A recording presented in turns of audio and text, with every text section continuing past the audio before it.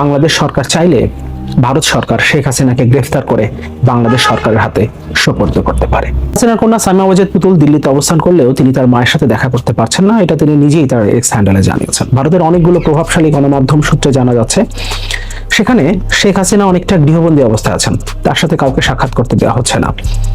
অনেক গণমাধ্যম দাবি করছে ভারত সরকার বাংলাদেশের নতুন যে সরকারটা গঠিত হতে যাচ্ছে সেই সরকারের সাথে সম্পর্ক ডেভেলপ করতে চাইছে, ফলে এই সরকারের সাথে সম্পর্ক খারাপ হয় এমন কোনো উদ্যোগ তারা নেবে না। এ কারণে শেখ হাসিনার কোনো ধরনের অ্যাপিয়ারেন্স কিংবা তাকে আশ্রয় তো তারা দিচ্ছে না, সেটা আগেই তারা কনফার্ম করেছে, এবং তার কোনো বিবৃতি বা কোনো বক্তব্য সামনে আসুক ভারত থেকে এটা তারা চাইছে না।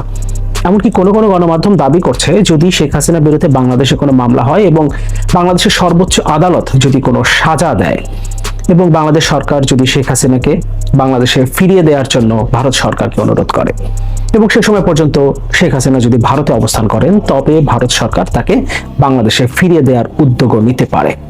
ইতিমধ্যে supreme court bar association Sheikh হাসিনাকে বাংলাদেশে ফেরত পাঠাতে ভারত সরকারকে অনুরোধ জানিয়েছে। ফলে সবকিছু মিলিয়ে ভারতে খুব একটা স্বস্তিতে নেই শেখ হাসিনা এবং তিনি সেখান থেকে তৃতীয় কোনো দেশে রাজনৈতিক আশ্রয় খুঁজছেন।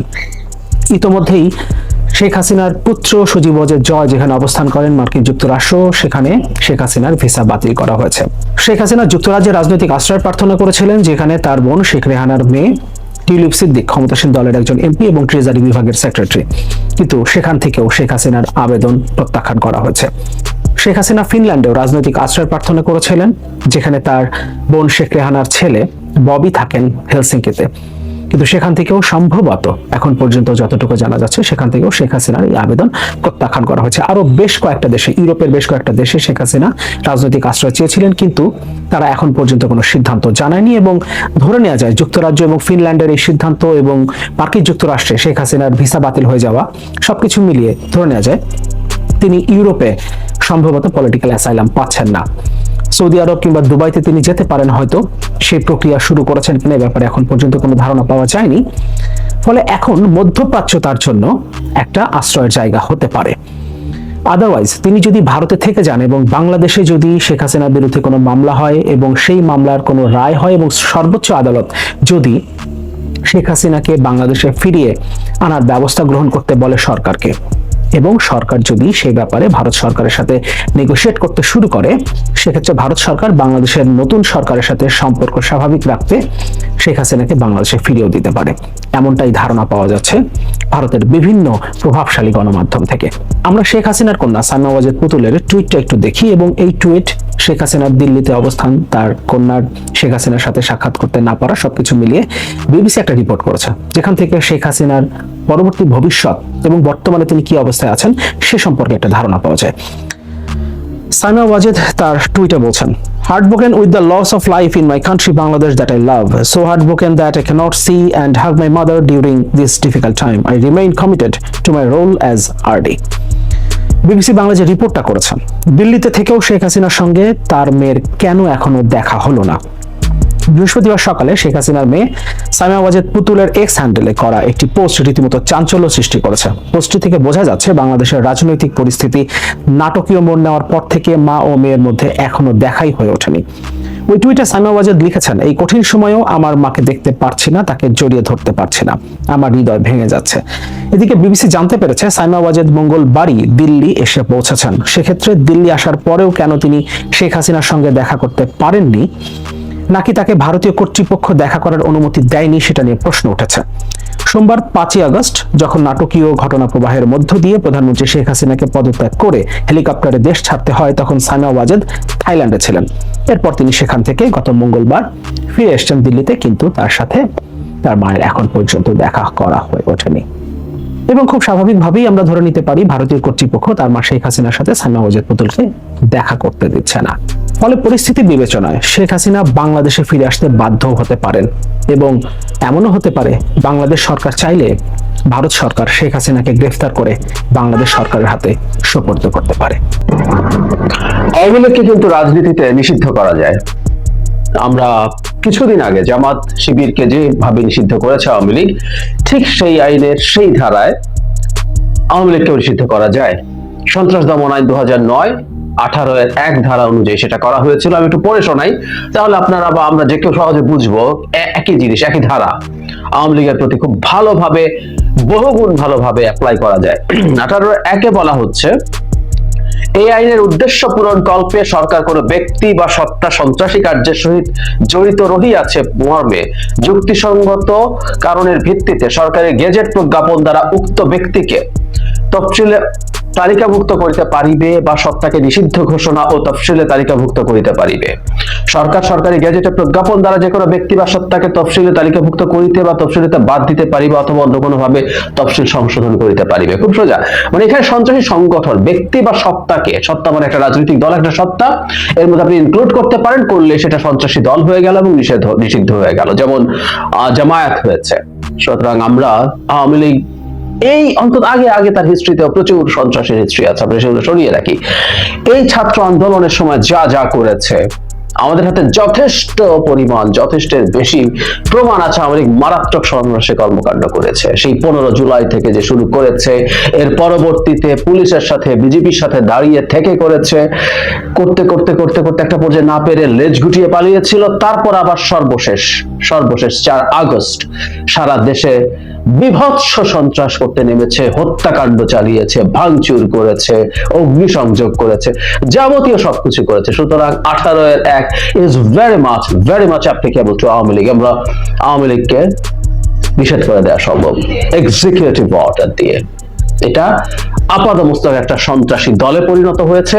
এছাড়াও দীর্ঘ সময় আওয়ামী এই সেগমেন্টের সময়, এই টেনিয়রের সময় 15 বছর তাদের দল বিরোধী দলের উপরে, অন্য মানুষের উপরে যে পরিমাণ সন্ত্রাস নৈরাজ্য চালিয়েছে, সবকিছু ইনক্লুড করলে একবার না বহুবার আওয়ামী লীগকে নিষিদ্ধ করা যায়। আমরা নিষিদ্ধ করব কিনা সেটা একটা সিদ্ধান্তের ব্যাপার আছে, জাতীয় সিদ্ধান্ত। আর হচ্ছে তারা রাজনীতিতে আসলে আমরা কি করব, রাজনীতিতে আসবে কিনা এই প্রশ্ন আসছে। যেমন সজীব ওয়াজেদ জয় কয়েকদিন ধরে বলছিলেন তার পরিবার ফেড আপ বাংলাদেশের পরিস্থিতি নিয়ে, তাই তারা আর রাজনীতিতে আসবেন না, তারা বাইরে এস্টাবলিশড আছেন। কত লাখ কোটি টাকা তার মা চুরি করেছে আর তার কাছে পাঠিয়েছে আমরা জানি, তার মা এবং খালা শেখ রেহানা চুরি করেছে আমরা খুব ভালোভাবে জানি। হ্যাডাম দেখিয়ে উনি বলছিলেন যে এক পেনিও নাই উনি আইটি স্পেশালিস্ট হিসাবে, আইটি নাকি যে একটা specialist, digital specialist, what ever it is, এক পেনিও নেন বাংলাদেশকে ডিজিটালাইজ করে দিয়েছেন। কেন আপনার এক পেনিও লাগে না? বিলিয়নস অফ ডলার যখন আপনার কাছে পাচার হয়ে যায়, এগুলো কিছু লাগে না আমরা জানি। যাই হোক, তিনি যখন কথা বলছিলেন তখন তিনি বলছিলেন আসবে না, পরে কথাটা সংশোধন করেছেন। উনি এখন কি বলছেন, একটা ভেরিফাইড ফেসবুকে একটা বক্তব্য দিয়েছেন, সেখানে তিনি বলেন বাংলাদেশে এখন একটা বিশৃঙ্খল পরিস্থিতি চলছে, সারা দেশের ভাঙচুর লুটপাট হচ্ছে, শহরের বাইরে আমাদের আওয়ামী লীগের নেতাকর্মীদের উপর হামলা হচ্ছে, অনেককে হত্যা করা হচ্ছে। এই পরিস্থিতিতে আমি বলতে চাই, আওয়ামী লীগ হচ্ছে বাংলাদেশের সব থেকে পুরাতন গণতান্ত্রিক বড় দল। আওয়ামী লীগ কিন্তু মরে যায়নি, আওয়ামী লীগ বাংলাদেশকে স্বাধীন করেছে। আমরা বলেছিলাম যে আমাদের পরিবার আর রাজনীতি করবে না, তবে আমাদের নেতাকর্মীদের উপরে যেভাবে হামলা হচ্ছে, এই পরিস্থিতিতে আমরা হাল ছেড়ে দিতে পারি না। যদি নতুন বাংলাদেশ গড়ে তুলতে হয় তাহলে আওয়ামী লীগ ছাড়া সম্ভব না, কারণ এটা হচ্ছে সবচেয়ে বড় দল। আওয়ামী লীগও কোথাও যাবে না, শেষ হয়ে যাবে না, এটাকে শেষ করা সম্ভব না। নেতাকর্মীদের ঘুরে দাঁড়ানো আহ্বান জানিয়ে বলেন আওয়ামী লীগের নেতাকর্মীদের আমি আহ্বান জানাচ্ছি, আপনারা ঘুরে দাঁড়ান, আপনারা একা না, আমরা আছি, বঙ্গবন্ধু পরিবার কোথাও যায়নি, আমরা আপনাদের সাথে আছি, দেশে আমাদের নেতাকর্মীদের রক্ষার জন্য যা প্রয়োজন তা করতে প্রস্তুত। আবার উনি যে সরকার আছে সেই সরকারের সাথেও আলোচনা করতে চায়, ইত্যাদি ইত্যাদি। মানে তারা ছেড়ে কোথাও যাননি। কতগুলো হাস্যকর কথা বলেছেন। মা লেজ গুটিয়ে পালিয়েছেন, এবং লেজ গুটিয়ে পালিয়ে এই দেশে আওয়ামী লীগের একরকম মাটি চাপা, কবর বলি না আমি, কারণ কবর হয় না, পচে যাওয়া বিভৎস একটা বর্বর স্বৈরাচারের দল, একটা পচে যাওয়া জিনিস, সেটাকে মাটি চাপা দিতে হয়। সো তার মাটি চাপা, ওটা মারা গেছে কিন্তু বহু আগে, আমি বহু সময় বলি, সেটা মাটি চাপা দিয়ে গেছেন, এবং তারা নেইও আসলে, খুব স্বাভাবিকভাবে এটা খুব মানুষের কাছে, তার দলের কাছেও প্রকাশ হয়ে গেছে। তার দলের নেতারাই মেইন স্ট্রিম মিডিয়াতে কথা বলে তাদের এই ফ্রাস্ট্রেশনের কথা জানিয়েছেন, হুইচ ইজ ভেরি লজিক্যাল। সুতরাং তার দল যা করেছে, এরপরে দলের পক্ষে আর ফিরে আসা এই ঘটনার পর আদৌ সম্ভব কিনা সেই প্রশ্ন অনেকে করছেন, বা কতটুকু সম্ভব। প্রশ্ন হচ্ছে এখন নাগরিক হিসাবে আওয়ামী লীগকে আমরা ফিরে আসতে চাইলে, যদি আমরা সিদ্ধান্ত নেই যে তাকে আমরা এক্ষুনি নিষিদ্ধ করছি না, তাহলে কি করা উচিত? আমি আওয়ামী লীগকে ওয়েলকাম জানানোর পক্ষে। ওয়েলকাম জানানোর পক্ষে, কারণ আমরা এমন একটা বাংলাদেশ তৈরি করতে চাই সেখানে প্রত্যেকটা মানুষের সব রকম অধিকার থাকবে। এই যে আওয়ামী লীগের উপর হামলা হয়েছে, I strongly did condemn that. কারণ আমি খুব সিরিয়াসলি মনে করি যে এই ধরনের পরিস্থিতিতে বিচারের কথা আমরা বলবো, বিচার করব, কিন্তু যে ধরনের ঘটনা ঘটেছে এগুলোর পেছনে সত্যিকার অর্থেই পরিস্থিতি তৈরি তারাই করেছিল, তারাই তার জন্য দায়ী বলেও বলেছি যে এটা না হওয়া যে কোনো বিবেচনায় ভালো। ঠিক একইভাবে আওয়ামী লীগ যদি রাজনীতিতে আসে এবং আওয়ামী লীগকে যদি আমরা রাজনীতিতে দেখি, আমি মনে করি তাদের সেই রাজনীতি থেকে শুরু করা উচিত, শূন্য থেকে একরকম শুরু করতে হবে তাদেরকে। তারা সেই শুরুটা করুক, তারা সেই বাংলাদেশের মুক্ত বাংলাদেশে, স্বাধীন বাংলাদেশে তাদেরকে সেই অধিকারটা আমরা দিয়ে দেখিয়ে দিতে চাই আমরা আওয়ামী লীগ না। আওয়ামী লীগ